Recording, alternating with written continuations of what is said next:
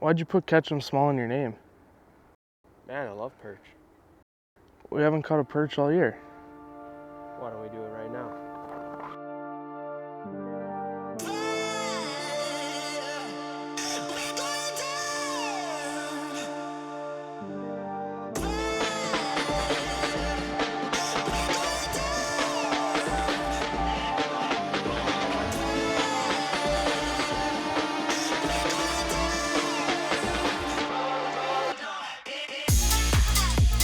There we go.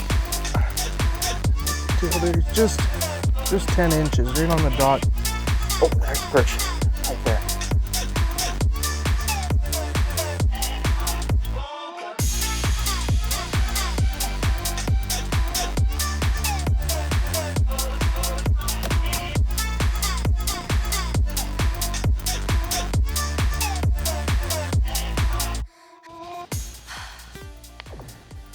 What is happening, everyone? We're here, we're back.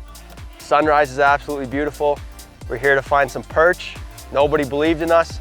I'm back with Brady. Brady was in episode 1. We're in about 23 feet of water. There's some good rock structure, and we're gonna get some sick underwater footage for you today.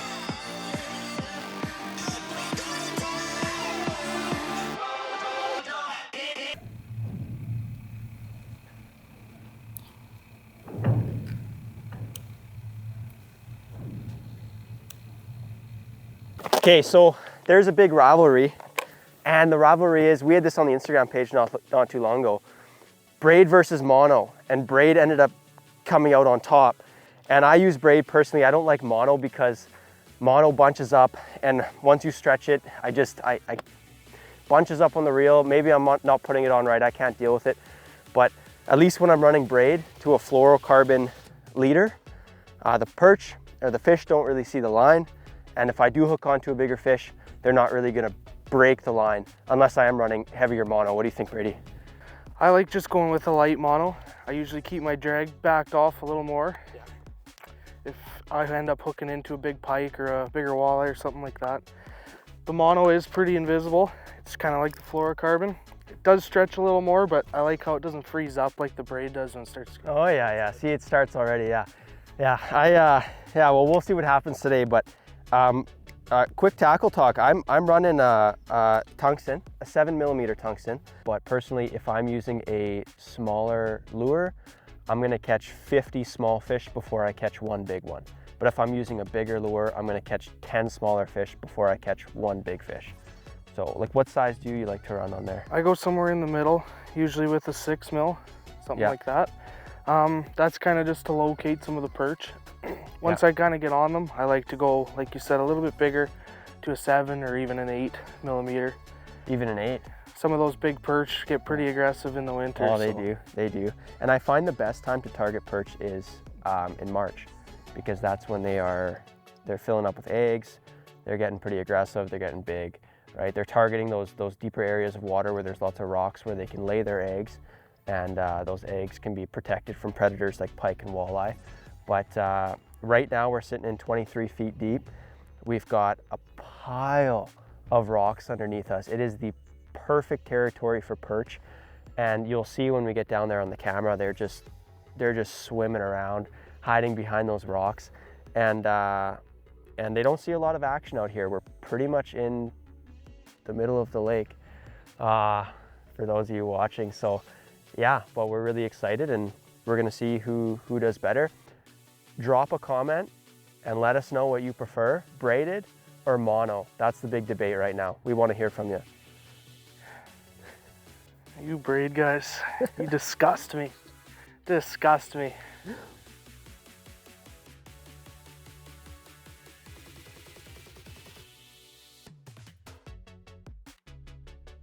Brady, you're good to drop down. Yeah, give it a shot.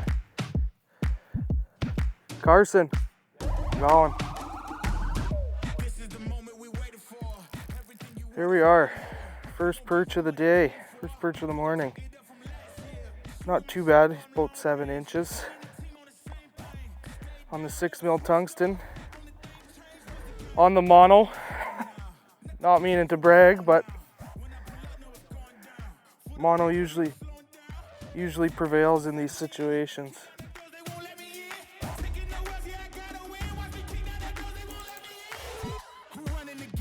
There we go.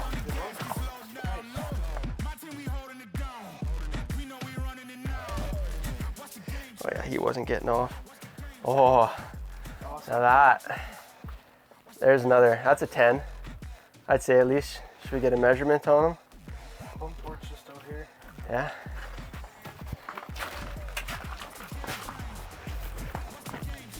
Got that whole thing recorded. Look at the colors on that. They're nice orange fins. Just a gorgeous fish.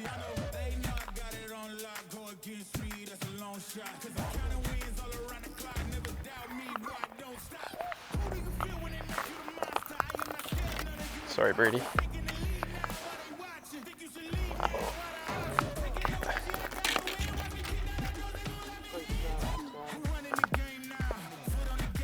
Yeah, he's 10 inches. Nothing wrong with that. Pinch the tail, and we just hit the 10 mark. That is a nice one.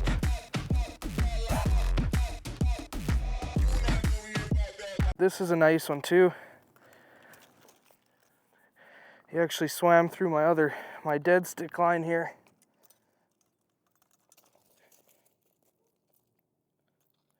But that is a nice little fat perch right there. That is what we're going for. Oh, there's perch right there. This one was smaller, so I'm gonna really take my time so his air bladder doesn't go at all, because they're quite small. Oh yeah, just a small guy, but that's a lot of fun. And there's a walleye down there. Right after I caught that perch, there's a walleye. There he goes. You represent catching small size. What's that, Brady? I didn't hear you. You say something over there? I'm too busy catching fish. I think you should come fish over here by me. I got the hot hand over here. Who drilled those holes for you? Yeah, that's fair. Who's fishing them? Yeah. Uh-oh. That's not good. I got a pike looking at mine. He's gonna snap you off. No, because I'm running the fluoro. Okay, we got a pike on the camera, and it's not good at all because the perch hate the pike. And now that we got the pike circling around, the perch are not going to be concerned about the hooks at all. Oh, he's a good size. That's not too bad.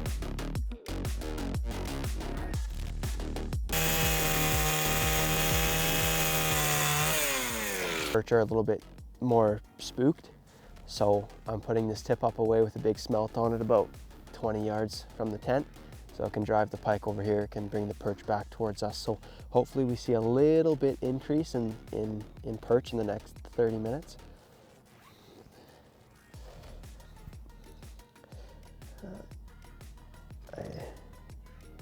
So that's gonna have to stay like that.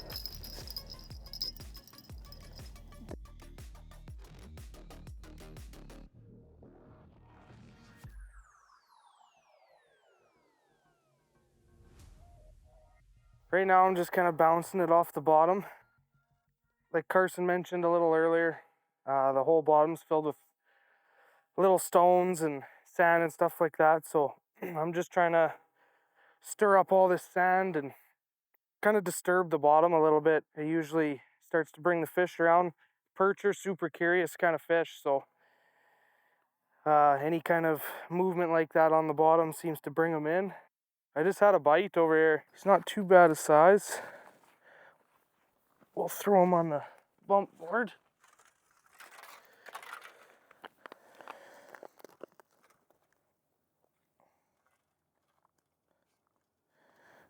With the tail there, it's just 10 inches, right on the dot there.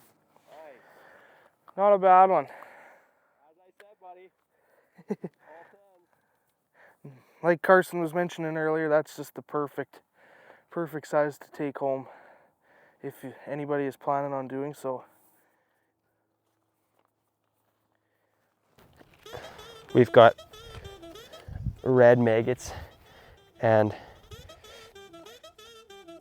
I'm putting on as many as I can get on the hook, actually. And I'm just gonna load it. It's gonna be the juiciest meal a fish has ever seen. We've talked about that on the page too, is how many maggots is too many. And some people say they only put a couple. Some people have said they've put as many as they can on there. So I think we've got about 5 on here. Come on. That's what I want. Take it.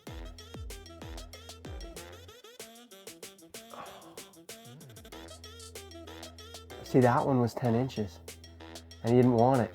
And that tells me that the pike is swimming around. So as soon as he came in, his fin was up. His fin was up and he was looking at the bait like he liked the bait, but he was also kind of looking around. And that tells me that they're not the only ones down there. And it gets really difficult to catch the fish, specifically the perch, when that's going on, because they're so focused on their surroundings instead of what's actually in front of their face. I have had it on camera before where a pike has used my lure to bring in perch, and as soon as I catch one, he darts and he tries to catch that perch. And maybe that's something we'll get today, but nonetheless, the perch are still down there, so I think we're gonna catch a few more. Yes. Yeah. He's on there. Oh, he got off. He got off. I went way too quick. I should have let it take the bait some more because I didn't know if it actually had it in its mouth or not. I rushed to it. I got way too excited. Although I like to argue that sometimes, and I am using a double treble. I'm using one in the front, one in the back. So usually I'm pretty confident in grabbing it right away, but I think patience is key instead of rushing to it. I think we got a little excited. So we're gonna try it again. It just means that we got a pike or a walleye down there. It didn't feel too heavy. I'm thinking it was probably a walleye. So one in the front hanging off this side and one in the back hanging off this side. So whether this grabs it on the front, it's gonna get hooked, or on the back, it's gonna get hooked. But I think patience is key in this case, and I'll try not to rush to it next time.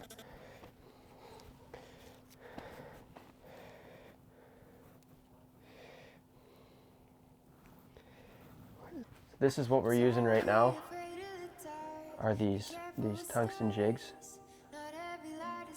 These are all hand painted, and catching big lures, we're expanding more into some round jig heads, some tumbler jig heads. Testing, making sure they're the best quality before we give anything to you. And even right now, we're testing the jigs again. Yeah, when I blow up, I'ma soar high like Peter Pan. In real life, be living out my dreams. If I'm waking up, it's in a foreign land. Whole wrist covered up in ice. Nothing wrong with that. I came in the tent and my jig, it was literally just a dead stick. So what that means is that the bait was just sitting there. I brought it down, smacked it against the bottom a few times, brought it up, and he just came out of the corner and he was on it. So I raised it up because the perch really liked the chase. I vibrated it, raised it up, and he just hammered it. And that's gonna be a good 9-incher. 9, maybe 10, he could be pushing. Yeah, I think this is gonna be a keeper.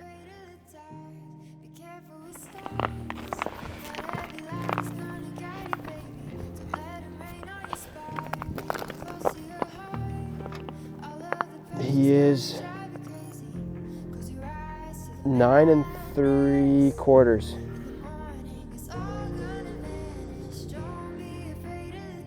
Keeper or no? I would say so. He's got some shoulders on there. Oh yeah, you can get lots of meat off that. Perfect for a little fish fry. If you tickle their belly, sometimes their fin pops up. We had a fantastic time out there. Got out here early, got on top of the perch, managed to get some 10s, 10.5s. I think we've been pushing 11 out there. Saw some pike, walleye. It was a really, really great time. Like, subscribe, drop a comment. We'd love to hear from you. We appreciate you taking the time to watch. As you know, catch them big, catch them small, catch them all. And that's why I got Brady here with me to do the catch them small part, and I'll do the catch them big part. I like it.